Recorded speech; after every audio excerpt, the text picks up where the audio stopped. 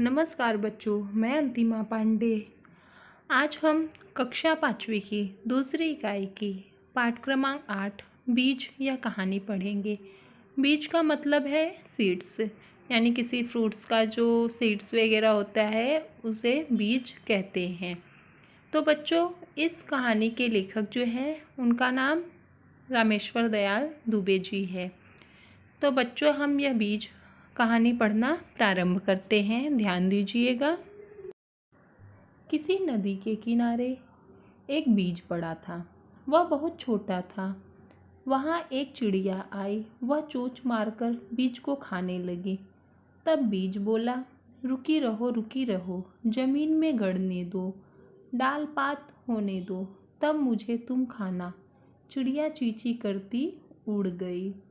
लेखक बता रहे हैं कि एक बार एक बीज था जो कि नदी के किनारे पड़ा हुआ था।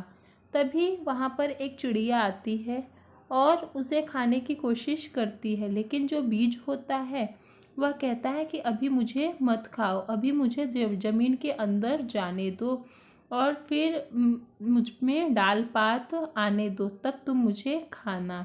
इस तरह से चिड़िया ने बीज की बात मान ली और वह चींची करती उड़ गई। फिर आगे क्या होता है हम पढ़ते हैं। ध्यान दीजिए बच्चों। कुछ दिन बाद पानी बरसा। पानी और धूप पाकर बीज में अंकुर फूटा। कुछ दिन बाद वहाँ एक बकरी आई। कोंपले देखकर उसके मुंह में पानी भर आया। वह उन्हें खाने चली। तब कोंपल ने कहा, रुकी रहो, जड़ को गहरे जाने दो, पानी खाद खाने दो, तब मुझे तुम खाना। बकरी यह सुनकर में करती चली गई। तो फिर बीज को, जब वह बीज था, कुछ दिन के बाद बारिश होती है और धूप लगता है, तो जो बीज रहता है वह धूप और पानी पाकर तो उसमें अंकुर फूटता है।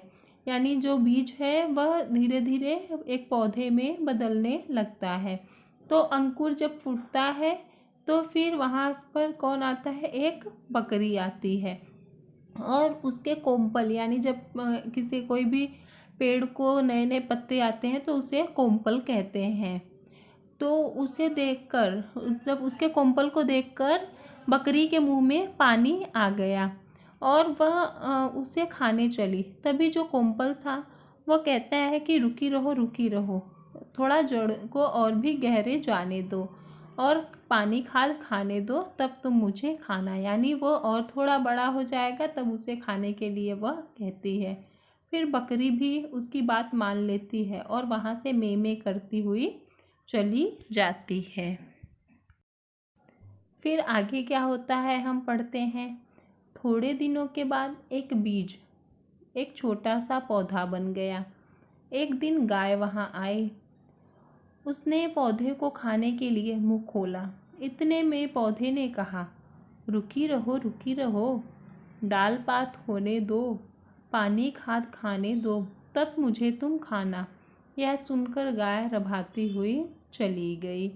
फिर बकरी के बाद वो पौधे को खाने के लिए कौन आता है, एक गाय आती है।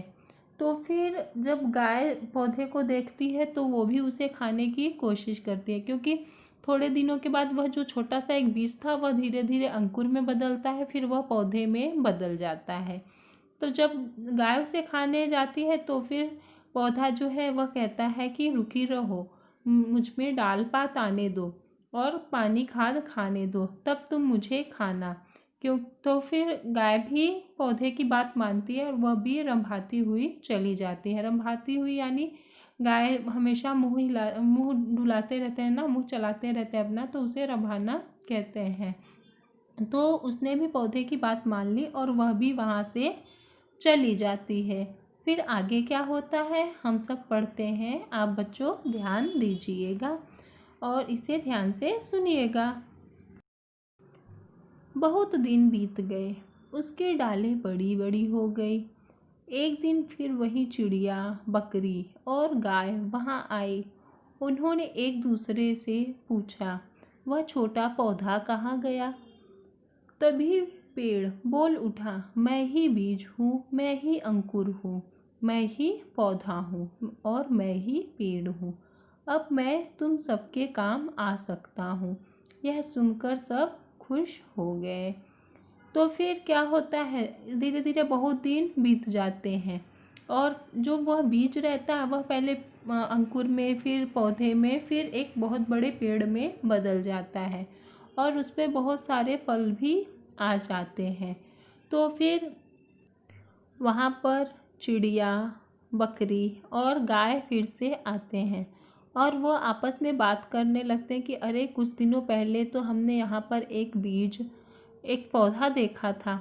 तो फिर पेड़ जो है वह बोल उठता है कि मैं ही वह बीज हूँ, मैं ही अंकुर हूँ और मैं ही पौधा हूँ और मैं ही पेड़ हूँ। आज मैं तुम सबके काम आ सकता हूँ। तो इस तरह से पेड़ की बात सुनकर सभी खुश हो जाते हैं, यानी चिड़िया, बकरी और गाय भी खुश हो जाती है और वो पेड़ कहता है अब मैं तुम सबके काम आ सकती हूँ।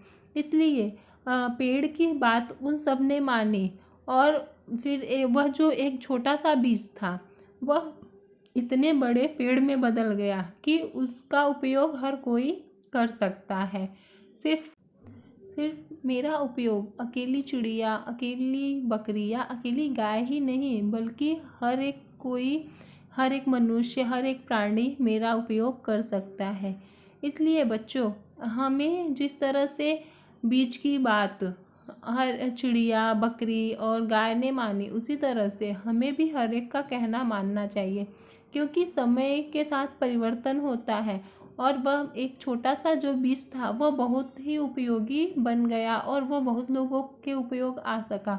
उसी तरह अगर हम भी जो भी कुछ काम करें समय के साथ करें तो वह बहुत उपयोगी होता है। इस तरह से हमने बीज इस कहानी के माध्यम से यह सीखा कि हमें कोई भी काम, कोई भी जो भी काम है वह जल्दबाजी में नहीं करनी चाहिए या किसी चीज़ को पाने की जल्दबाजी नहीं करनी चाहिए, क्योंकि समय के साथ वह हमें और भी अच्छी तरह से मिलेगा। इसके लिए हमें थोड़ा सब्र करना चाहिए। और यह बच्चों, यह बीज जो कहानी है यह समाप्त हुई। अब हम अगले वीडियो में मिलेंगे। धन्यवाद बच्चों, स्वस्थ रहें, अपना ध्यान रखें।